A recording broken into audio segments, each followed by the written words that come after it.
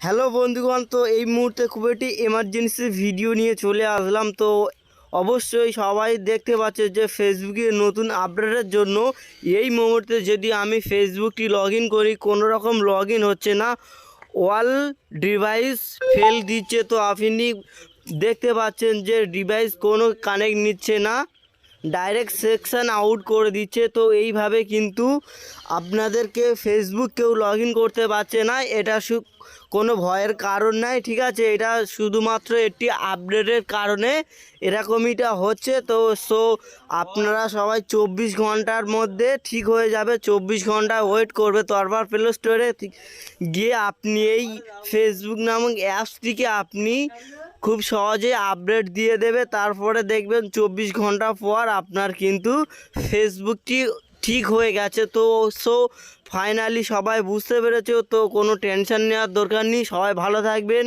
Thank you দোস্ত।